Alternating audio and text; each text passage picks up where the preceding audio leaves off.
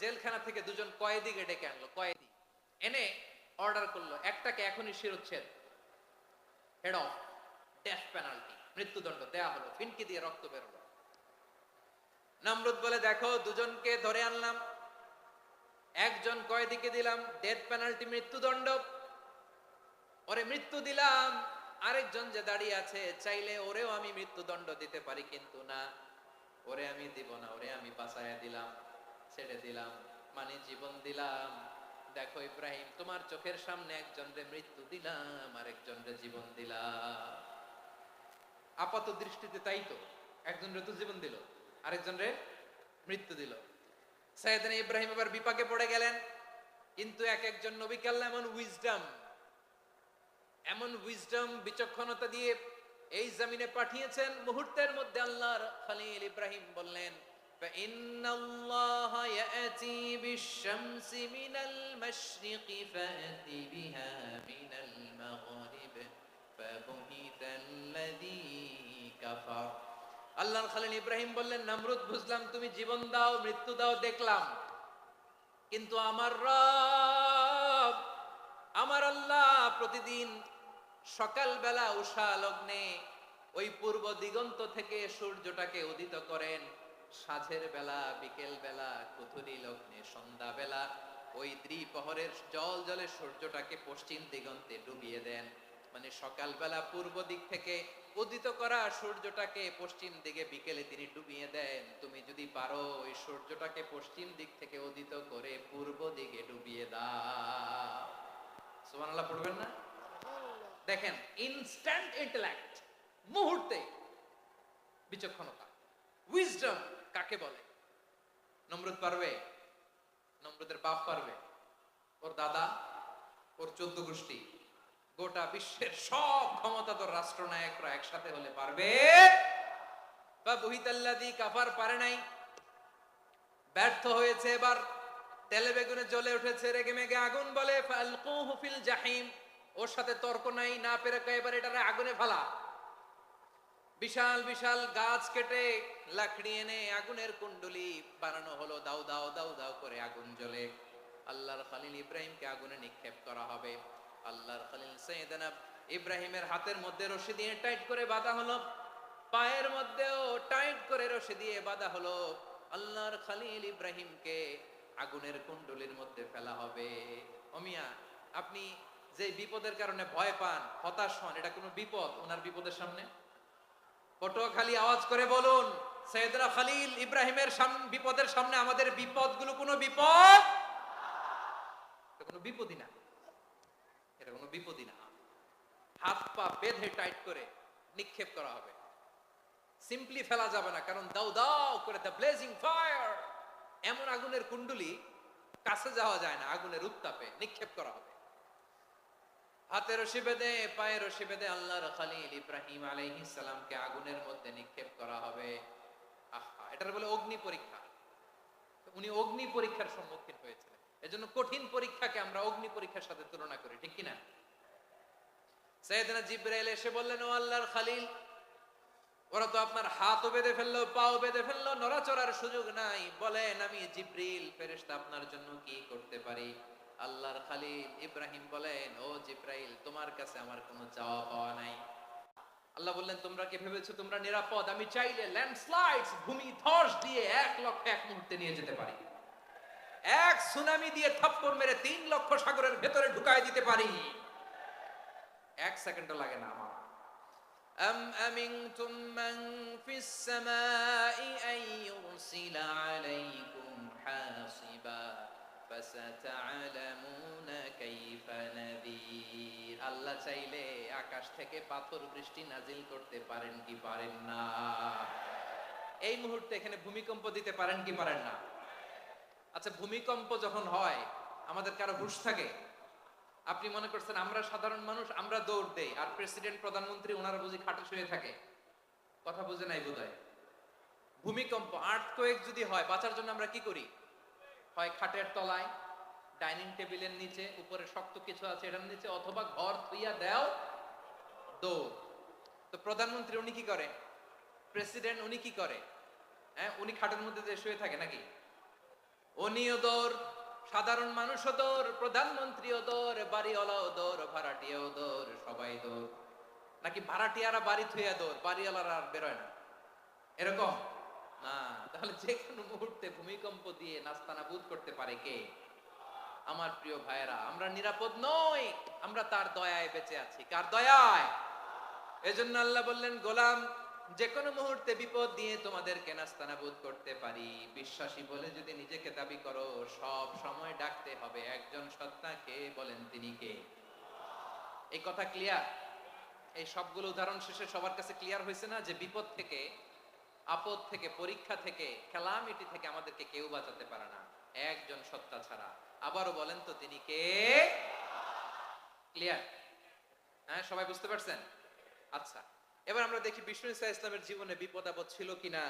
উনি বিপদ আসলে কিভাবে ডিল করতেন, বিপদ আসলে কোন দোয়া পড়তে হয়, কিভাবে ফরিয়াদের হাত উত্তোলন করতে হয়, কিভাবে রবের দরবারে নতজানু হয়ে ফরিয়াদ করতে হয়, এটা জানার দরকার আছে না নাই? আসলে আমরা বিশ্বনবীর জীবনী থেকে দেখি বিপদ আসলে উনি কি করতেন। বিপদ আসলেই প্রথমে বিশ্বনবী সাল্লাল্লাহু আলাইহি ওয়াসাল্লাম একটা দোয়া পড়তেন। কি পড়তেন? তিনি পড়তেন, ইন্না লিল্লাহি ওয়া ইন্না ইলাইহি রাজিউন। নিশ্চয় আমরা আল্লাহর জন্য, নিশ্চয় আমরা কার দিকে ফিরবো ভাই? আবার কার দিকে ফিরবো? আওয়াজ করে বলুন তো, আমরা এসেছি কার কাছ থেকে, আবারও ফিরে যাব কার কাছে? এজন্য বিশ্বনবী পড়ছেন, ইন্না লিল্লাহি ওয়া ইন্না ইলাইহি রাজিউন। নিশ্চয় আল্লাহর জন্য, ওই আল্লাহর দিকেই আমরা ফিরে যাব। তারপরে বিশ্বনবী পড়তেন, আল্লাহুম্মা আজুরনি ফি মুসিবাতি ওয়াখলুক লি খায়রাম মিনহা। একসাথে প্রথমে পড়তেন ইন্না লিল্লাহি ওয়া ইন্না ইলাইহি রাজিউন, তারপর পরে পড়তেন আল্লাহুম্মা আজুরনি ফি মুসিবাতি ওয়াখলুক লি খায়রাম মিনহা। মানে আল্লাহ, এই যে আমি বিপদে ধৈর্য ধারণ করলাম, এটার সব তুমি আমারে দাও, আর যেটা হারালাম এর চেয়ে ভালো কিছু দিয়ে মেকআপ করে দিও, ভালো কিছু দিয়ে বদল করে দিও। সুবহানাল্লাহ পড়েন। তাহলে বিপদ আসলে আমরা কি পড়ব? কথা বলেন। এই যে আমি শুয়েছিলাম, নাশিদ গাচ্ছিল ওরা, এদেশে পরস্পরে দেখা হলে দেয় সালাম, এদেশে আমজনতার হৃদয় জুড়ে পাকালাম, এদেশে বিপদ এলে সর্বজনে সর্বক্ষণে দোয়া পড়ে ইন্না লিল্লাহ। কি পড়ে? সুবহানাল্লাহ সুবহানাল্লাহ সুবহানাল্লাহ সুবহানাল্লাহ। এদেশে আজান শুনে সূর্য ওঠে শহর গ্রামে, এদেশে আজান শুনে সূর্য ডুবে সন্ধ্যা নামে, এদেশে সকল কাজে সবাই বলে বিসমিল্লাহ, এদেশে ভালো কিছু দেখে শুনে হাসি মুখে সবাই বলে মাশাআল্লাহ। সুবহানাল্লাহ পড়েন। তাহলে বিপদ এলে আমরা কি পড়ি? কথা বুঝলে সবাই উত্তর দিতে হবে, বিপদ এলে কি পড়ি? তাহলে বিপদ এলেই আমরা এখন থেকে ইন্না লিল্লাহ পড়বো, নাকি হাই হুতাশ করবেন? একদল আছে হাই হুতাশ করে, হায় আল্লাহ রে, মোর কি হইল রে, মুই কি হরমু রে, মুই কমবে জামু রে। আছে না নাই? এরকম বিলাপ করতে নিষেধ করেছেন বিশ্বনবী। কি করব, কই যাব, কি হবে, হায় হায়, এরকম হাহুতাশ আছে না নাই? বিশ্বাসীরা হাহুতাশ করে না, তারা ইন্না লিল্লাহ পড়ে। কি পড়ে? মনে থাকবে? আমরা পড়বো ইন্না লিল্লাহি ওয়া ইন্না ইলাইহি রাজিউন। নিশ্চয়ই আমরা আল্লাহর জন্য, আমরা আল্লাহর দিকেই ফিরে যাব। এরপর পড়বো আল্লাহুম্মা আজুরনি ফি মুসিবাতি ওয়াখলুফ লি খায়রাম মিনহা। আল্লাহ, আমি যে বিপদে ধৈর্য ধারণ করলাম এটার সওয়াব দিও, আর যা হারালাম তার চেয়ে ভালো কিছু দিয়ে বদল করে দিও। সুবহানাল্লাহ পড়েন। বিশ্বনবীর হাদিস শুনলেন উম্মে সালামা রাদিয়াল্লাহু তাআলা আনহা। ওনার স্বামী হলো আবু সালামা। মজার ঘটনা খেয়াল করে শুনেন আমার প্রিয় কলিজার টুকরা ভাইয়েরা। কানগুলো খরগোশের কানের মতো খাড়া করে মার দিকে তাকান। সাইয়্যিদাতুনা উম্মে সালামা রাদিয়াল্লাহু তাআলা আনহা, ওনার স্বামীর নাম আবু সালামা। শ্রেষ্ঠ দম্পতি, শ্রেষ্ঠ ফ্যামিলি। প্রথমে হিজরত করেছিলেন হাবাসায়, পরে হিজরত করেছেন মদিনায়। উহুদ যুদ্ধের পরে ওনার স্বামী আবু সালামা ইন্তেকাল করলো, শহীদ হলো। সুবহানাল্লাহ পড়েন। যখন আবু সালামা ইন্তেকাল করলো, উম্মে সালামা রাদিয়াল্লাহু তাআলা আনহা কেঁদে কেঁদে হয়রান। আর নবীর শিখানো বাণী অনুযায়ী তিনি বারবার পড়ছিলেন ইন্না লিল্লাহ। কি পড়ছিলেন? মুই কই জামু, কি হরমু, এগুলো বলে নাই। কি বলছে? ইন্না লিল্লাহ।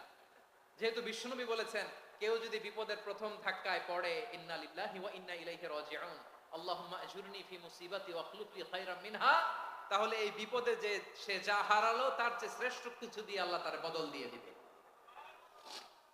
এই হাদিস শুনে উম্মে সালামা রাদিয়াল্লাহু তাআলা আনহা ওনার প্রাণ প্রিয় স্বামী আবু সালামার ইন্তেকালের পরে চোখের পানি ছাড়ে আর পড়ে ইন্না লিল্লাহি ওয়া ইন্না ইলাইহি রাজিউন, আল্লাহুম্মা আজুরনি ফি মুসিবাতি ওয়া আখলুফ লি খায়রাম মিনহা। বারবার এই দোয়া পড়ে চোখের পানি ছাড়ে, এই দোয়া পড়ে চোখের পানি ছাড়ে, আর মনে মনে বলে আবু সালামার মতো ভালো মানুষ মদিনাতে নাই, আবু সালামার চেয়েও ভালো মানুষ মদিনাতে নাই, তার চেয়ে ভালো মানুষ কি করে আল্লাহ তাআলা আমারে দিবে, তার চেয়ে ভালো মানুষ তো আমি মদিনাতে দেখি না। চোখের পানি দিয়ে বুক ভাসায় আর নবীর হাদিসের উপর আমল করে পড়ে ইন্না লিল্লাহি ওয়া ইন্না ইলাইহি রাজিউন, ইন্না লিল্লাহি ওয়া ইন্না ইলাইহি রাজিউন। পড়তে পড়তে চোখের পানি ছাড়ে আর চিন্তা করে বিশ্বনবী বললেন এই দোয়া পড়লে যেটা হারালাম তার চেয়ে ভালো কিছু দিয়ে আল্লাহ পুরস্কার দেয়।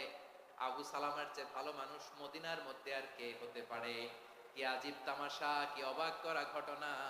কিছুদিন পরে দেখা গেল সাইয়্যিদুল মুরসালিন রাহমাতাল লিল আলামিন স্বয়ং বিশ্ব নবী উম্মে সালামাকে বিয়ের প্রস্তাব পাঠিয়েছে।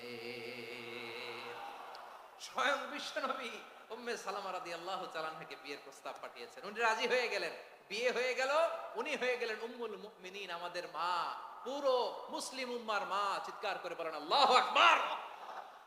তাহলে আমার প্রাণ প্রিয় ভাইয়েরা, বিপদে পড়লে আমরা পড়বো ইন্না লিল্লাহি ওয়া ইন্না ইলাইহি রাজিউন, আল্লাহুম্মা আজুরনি ফি মুসিবাতি ওয়া আখলুফ লি খায়রাম মিনহা। পড়বেন? পড়বেন না? যারা যারা বিপদ আসলে এই দোয়াটা পড়বেন এখন থেকে আওয়াজ করে ইনশাআল্লাহ বলেন। যা হারাইছেন তার চেয়ে শ্রেষ্ঠ জিনিস দিয়ে বদলা দিবে কে? বিশ্বাস হয়? একটু সন্দেহ লাগে মনে হয়, একটু সন্দেহ সন্দেহ আছে? যাদের বিশ্বাস হবে তাদেরকে আল্লাহ উত্তম বদলা দিবে, ঠিক কিনা বলেন? তাহলে বিপদে পড়লেই প্রথমে আমরা এটা পড়ব। দোয়াগুলো যদি এখন মুখস্থ না হয়, এই যে রেকর্ডিং হচ্ছে, পেয়ে যাবেন, কালকেই পেয়ে যাবেন। শুনে শুনে মুখস্থ করবেন। আমার মায়েরা, আমার বোনেরা, আপনাদের জন্য 3টি মাঠের অ্যারেঞ্জমেন্ট করা হয়েছে, আমি জানি। আপনারাও এই দোয়াগুলো পড়বেন, আপনার স্বামীকে শেখাবেন, সন্তানকে শেখাবেন, আপনার পুরো পরিবারটাকে জান্নাতের টুকরো বানিয়ে দিবে কে? তাহলে বিপদ আসলে প্রথমে কি পড়তে হবে এটা জেনে গেলাম। এরপরে বিপদ আসলে নিজেকে কি করে আল্লাহর কাছে সঁপে দিতে হয় এটাও জানার দরকার আছে না নাই? বিপদে প্রথমে ইন্নালিল্লাহ পড়লাম, ধৈর্য ধারণ করলাম, বিপদ থেকে উদ্ধারের সর্বোচ্চ চেষ্টা করলাম, আমার কাজ যখন শেষ তখন আমি আমার এই বিষয়টা আল্লাহর কাছে সঁপে দিব। কার কাছে সোপর্দ করব? কার কাছে? বিপদে বললে কেমন করে নিজেকে আল্লাহর কাছে সঁপে দিতে হয় আসুন সাইয়েদনা ইব্রাহিম আলাইহিস সালামের জীবনী থেকে জানি। আল্লাহর খলিল ইব্রাহিম আলাইহিস সালাম আমাদের মতো সমাজ ব্যবস্থা পায় নাই। আমরা জন্মের পরে আমাদের কানের ভেতরে আজান দিয়েছে কে? একামত দিয়েছে কে? আমাদের বাপ দাদারা আমাদের কানে আজান দিয়েছে কি? দেয় নাই। আমাদের জন্মের পরেই তো আজান, একামত, বাড়ির পাশে মসজিদ, প্রতিদিন আজান, জুমার খুতবা, প্রতি মাসে মাসে তাফসিরুল কোরআন মাহফিল, মসজিদ, মিনারা, অভাব নাই, ঠিক কিনা বলেন? আপনি যেই সুন্দর ইসলামিক এনভায়রনমেন্ট পেয়েছেন, আমাদের ইব্রাহিম খলিল উনিও কি এরকম পেয়েছিলেন? হ্যাঁ, উনি জন্মের পর পরে ওনার কানে আজান দিয়েছে কেউ? আমার প্রিয় ভাইরা, আগা গোড়া একটা শিরকি পরিবেশ উনি জন্মগ্রহণ করেছেন। উনি ছাড়া ওই তল্লাটে একজনও আল্লাহর উপর বিশ্বাসী নাই। কল্পনা করতে পারেন? গোটা তল্লাটে, গোটা দেশে বিশ্বাসী মুমিন, আল্লাহর উপর বিশ্বাস স্থাপনকারী কয়জন? সবাই বলেন কয়জন? বাকি সব মুশরিক। বাকি সব মুশরিক নিজের সাথে নিজে শক্ত বোঝাপড়া করে, অ্যানালজি করে, সেলফ কনভারসেশন করে উনি মহা সত্যের সন্ধান পেয়েছে। উনি আকাশের তারা দেখে ভাবে মনে হয় এটাই আমার খোদা, পরে দেখে তারা নাই, মনে মনে বলে না তাইলে এটা না। আবার চাঁদ দেখে বলে চাঁদটা বড় মায়া লাগে, মনে হয় এটাই আমার রব, পরে দেখে চাঁদও নাই, কয় না এটা না। এরপরে দ্বীপ প্রহরের জলজলে সূর্যটা খাঁ খাঁ করে গোটা পৃথিবীটারে রৌদ্র দিয়ে তাতিয়ে রাখে। তিনি ভাবলেন মনে হয় এটাই আমার রব, কারণ এটাই তো সবচেয়ে বড়। কিন্তু বিকেল বেলা ওই সূর্যটাও যখন চলে যায়, সাইয়েদনা ইব্রাহিম বলে না এটাও তো নাই, আমার খোদা যদি আমারে ছেড়ে চলে যায়, বিপদে পড়লে আমারে উদ্ধার করবে কে? এভাবে নিজের সাথে অ্যানালজি, সেলফ কনভারসেশন করতে করতে করতে তিনি মহা সত্যের সন্ধান পেয়েছেন। সুবহানাল্লাহ পড়েন। সব শেষে তিনি ডিসিশন নিয়ে ঘোষণা দিলেন, ইন্নী ওয়াজ্জাহতু ওয়াজহিয়া লিল্লাযী ফাতারাস সামাওয়াতি ওয়াল আরদা হানিফান ওয়া মা আনা মিনাল মুশরিকিন। নিশ্চয় আমি এমন সত্তার দিকে মনোনিবেশ করলাম, মুখাপেক্ষী হলাম, যিনি আকাশ বানিয়েছেন, জমিন বানিয়েছেন, আমি মুশরিক নই। সুবহানাল্লাহ। পারতেন, আপনি পারতেন? কেউ নাই, লক্ষ লক্ষ মুশরিক, আপনি একা। ওনার মতো এরকম বিচক্ষণতা দিয়ে আল্লাহরে খুঁজে পাইতে পারতেন আপনি? কি নবী ছিল, আল্লাহকে খুঁজে পেয়েছে। যখন আল্লাহর ইবাদত শুরু করলো, এই কথা ছড়ায় পড়লো চারদিকে। নমরুদ সাইয়েদনা ইব্রাহিমকে ডেকে পাঠালেন। নমরুদ বলে, ইব্রাহিম তুমি নাকি মূর্তির পূজা না করে কোন নতুন রবের ইবাদত করো, কে তোমার রব? সাইয়েদনা ইব্রাহিম বললেন, রব্বি আল্লাযী ইউহয়ী ওয়া ইউমীত, আমি এমন রবের ইবাদত করি যিনি জীবন দেন, যিনি মৃত্যু দেন। নমরুদ বলে, তাই নাকি? তোমার রব জীবন দেয়, মৃত্যু দেয়, আর এটা তো আমি দেই। আমিও তো জীবন দেই, আমিও তো মৃত্যু দেই। সাইয়েদনা ইব্রাহিম বললেন, কেমন করে তুমি জীবন দাও, মৃত্যু দাও, একটু দেখাও তো। নমরুদ জেলখানা থেকে দুজন কয়েদিকে ডেকে আনলো। কয়েদি এনে অর্ডার করলো, একটাকে এখনই শিরোচ্ছেদ, হেড অফ, ডেথ পেনাল্টি, মৃত্যুদণ্ড দেয়া হলো। ফিনকি দিয়ে রক্ত বেরোলো। নমরুদ বলে, দেখো দুজনকে ধরে আনলাম, একজন কয়েদিকে দিলাম ডেথ পেনাল্টি, মৃত্যুদণ্ড, ওরে মৃত্যু দিলাম। আরেকজন যে দাঁড়িয়ে আছে, চাইলে ওরেও আমি মৃত্যুদণ্ড দিতে পারি, কিন্তু না, ওরে আমি দিব না, ওরে আমি বাঁচাইয়া দিলাম, ছেড়ে দিলাম, মানে জীবন দিলাম। দেখো ইব্রাহিম, তোমার চোখের সামনে একজনরে মৃত্যু দিলাম, আরেকজনরে জীবন দিলাম। আপাত দৃষ্টিতে তাই তো, একজনরে তো জীবন দিল, আরেকজনরে মৃত্যু দিল। সাইয়েদনা ইব্রাহিম এবার বিপাকে পড়ে গেলেন। কিন্তু এক একজন নবীকে আল্লাহ এমন উইজডম বিচক্ষণতা দিয়ে এই জমিনে পাঠিয়েছেন, মুহূর্তের মধ্যে আল্লাহর খলিল ইব্রাহিম বললেন, ফাইন্নাল্লাহা ইয়াতি বিশ-শামসি মিনাল মাশরিকি ফাতি বিহা মিনাল মাগরিব ফাবুহিতাল্লাযী কাফার। আল্লাহর খলিল ইব্রাহিম বললেন, নমরুদ বুঝলাম তুমি জীবন দাও, মৃত্যু দাও, দেখলাম, কিন্তু আমার রব, আমার আল্লাহ প্রতিদিন সকালবেলা উষা লগ্নে ওই পূর্ব দিগন্ত থেকে সূর্যটাকে উদিত করেন, সাঁঝের বেলা, বিকেল বেলা, কুথুরি লগ্নে, সন্ধ্যা বেলা ওই দ্বিপ্রহরের জল জলে সূর্যটাকে পশ্চিম দিগন্তে ডুবিয়ে দেন। মানে সকালবেলা পূর্ব দিক থেকে উদিত করা সূর্যটাকে পশ্চিম দিকে বিকেলে তিনি ডুবিয়ে দেন। তুমি যদি পারো ওই সূর্যটাকে পশ্চিম দিক থেকে উদিত করে পূর্ব দিকে ডুবিয়ে দাও। সুবহানাল্লাহ পড়বেন না? দেখেন, ইনস্ট্যান্ট ইন্টেলেক্ট, মুহূর্তে বিচক্ষণতা, উইজডম কাকে বলে? নমরুদ পারবে? নমরুদের বাপ পারবে? ওর দাদা, ওর 14 গোষ্ঠী, গোটা বিশ্বের সব ক্ষমতাধর রাষ্ট্রনায়করা একসাথে হলে পারবে? ফাবুহিতাল্লাযী কাফার পারে নাই, ব্যর্থ হয়েছে। এবার তেলে বেগুনে জ্বলে উঠেছে, রেগে মেগে আগুন বলে, ফালকুহু ফিল জাহিম।